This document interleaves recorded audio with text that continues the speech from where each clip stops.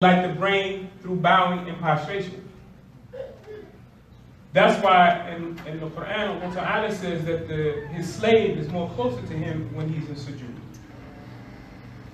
And if you really, and those of you who have experienced this, sometimes when you get in that last sujood, and you're really thinking about Allah Ta'ala accepting this salah, man, your eyes start to tear up, your heart starts to tremble, because you want Allah Ta'ala to accept this prayer. SubhanAllah. May Allah Ta'ala give us all tawfiq. This last, and we leading, all of this is leading to ihsan. By paying the zakat,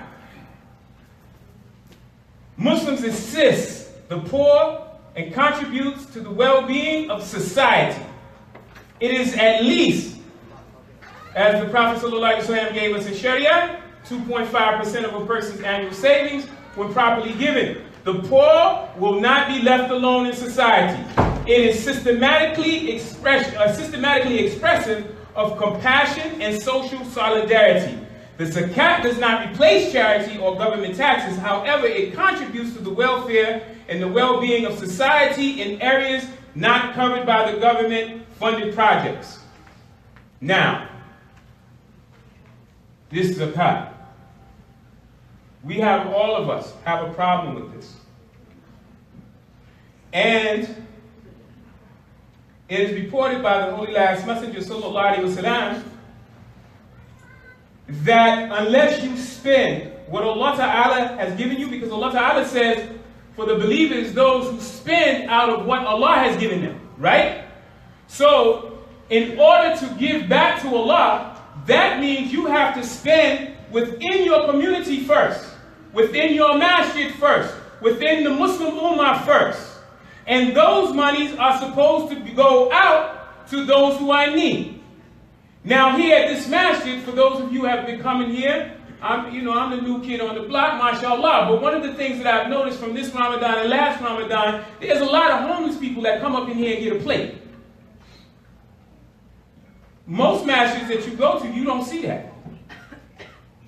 Most masjids that you go to, they are not taking the leftover food and going out and feed the homeless. That food goes in the garbage. A'udhu billah. You see, ihsan is not only a station with Allah Ta'ala, ihsan is a form of a manifestation of your iman. Because if we believe that what the Prophet ﷺ said, that those who throw away are the wastemongers, and that they feed the shaitan, no Muslim, no matter what his or her status is, no matter how much money you got in your bank, would ever throw away food. Or what we do, we take it home, we put it in the refrigerator until it go bad so we can't eat it. A'udhu billah. So now this zakat, this charity, this being in society. I don't know how many of you saw or watched the story of Umar radiallahu anhu. One of the things that stood out, and I was sharing this with my brother earlier, that during the final days before the Prophet ﷺ came back into Mecca victorious, Abu Sufyan took a trip, and he went to Rome. And this was after the Prophet ﷺ sent people out, sent his couriers out to all of the lands, to Iraq, Persia, to all of the kings, and invited them to Islam. So the Roman king called Abu Sufyan to his court. And he said, I heard about this messenger, this prophet in your land. Do you believe in him? And Abu Sufyan said, no. Long story short, he made Abu Sufyan read the letter that the Prophet ﷺ sent. And then he started asking questions of Abu Sufyan. He said, does this messenger of yours, does he look after the poor? Abu Sufyan said yes. Does he feed the needy? Abu Sufyan said yes. If he's given something, is he trusted with it? Does he keep it? He said, yes. He said, tell me of his lineage. Does he come from an honorable family? He said, yes. He said, do you know this man to ever tell a lie? He said, no. He said, has he ever broken any family ties with you or anybody that you know? He said, no. He said, so how is it? Because this is how all of the messengers came. How is it that you're not following him? So what he did, he put his right hand behind Abu Sufyan and whispered in his ear. And he said, by God, if you do not follow this man, you will find yourself here again in this spot, and he will be the leader over you. Dear beloved Muslims, in order for us to get to ihsan, to a purity of state of mind of spirituality, we can't get to a point where we are going to hold back. We can't get to a point that we're going to be stingy, or we are not going to give, or we're going to have problems with each other.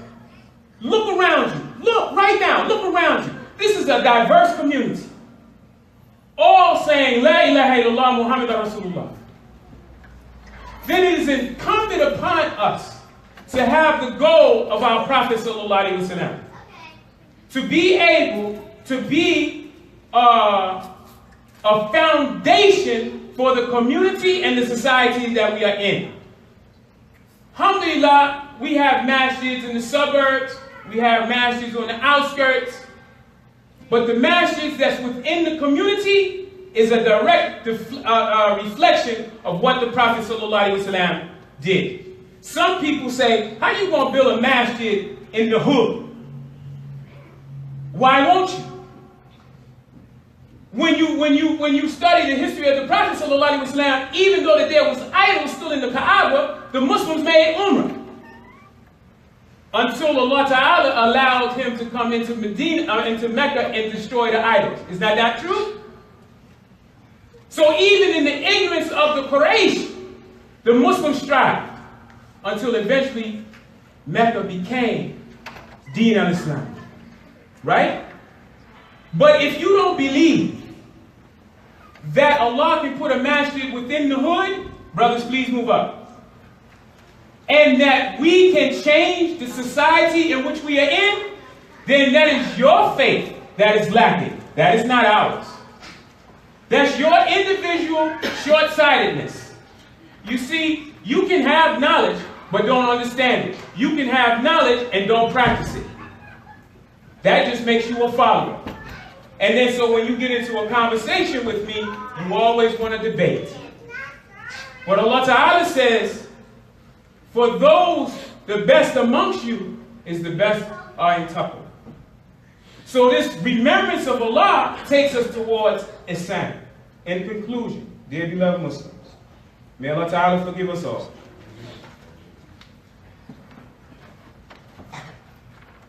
Ihsan means that a Muslim is sure that Allah is seeing him or her in everything he or she does and says.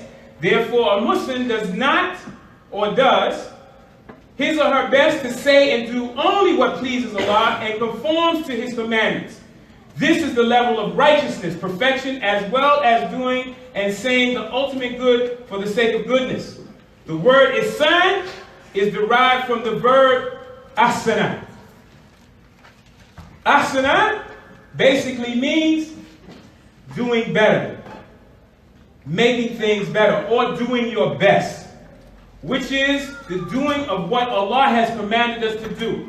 In conclusion, the Holy Last Messenger Sallallahu Alaihi Wasallam said that when a Muslim goes forth to do something, him or her, they do their best. They try to perfect it. Dear beloved Muslims, the only way that we can perfect this Ramadan, the remaining days of this Ramadan, is to actually live what we say we believe. Amantu billah thumma nastaqim. Say you believe in Allah and then after be right. But you know the Prophet ﷺ say, don't say that faith has entered into your heart. Don't say that you believe. But say we have submitted in faith, because it has yet to enter into your heart. May Allah Ta'ala forgive us all our shortcomings and our sins. Have mercy on our souls in this life and in the hereafter. May Allah Ta'ala save us from the doing of our own sins, our own hands, our own words, our own mouth. May Allah Ta'ala give victory to the Ummah of Muhammad Sallallahu Alaihi Wasallam. May Allah Ta'ala protect the Ummah of Muhammad Sallallahu Alaihi Wasallam. May Allah Ta'ala give victory to the Ummah of Muhammad Sallallahu Alaihi Wasallam. And may Allah Ta'ala allow our hearts to grow in love of each other and understanding of each other, if no more than for the sake of Allah Ta'ala. So when we see Allah Ta'ala, when we are presented before Allah Ta'ala and the Holy Last Messenger Sallallahu Alaihi Wasallam, He can say to us, "Yeah, Muslimin, Ahlan wa sahlan." أقول هذا هذا واستغفر الله وأهديكم الحمد لله رب العالمين.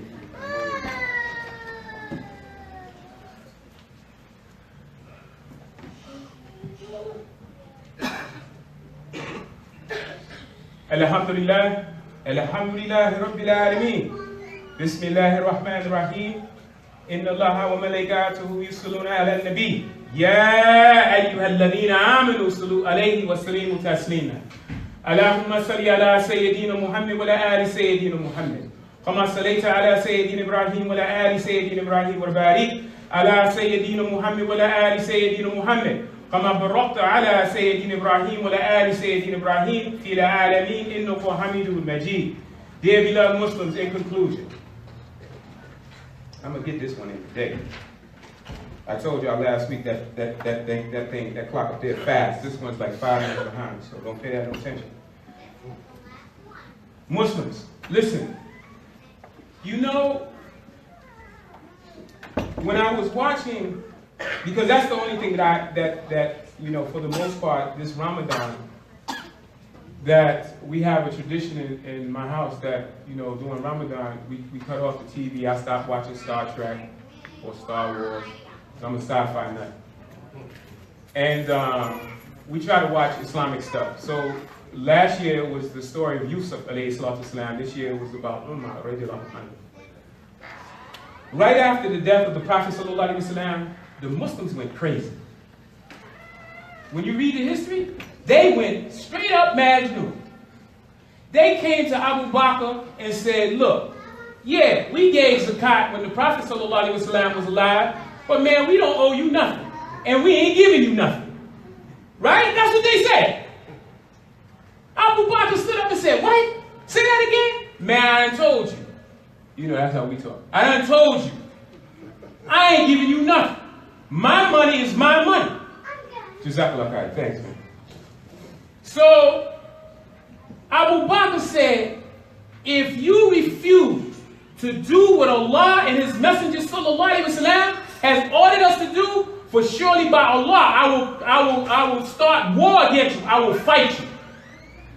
The very first war that started with the Ummah of Muhammad sallallahu alaihi wasallam was over zakat.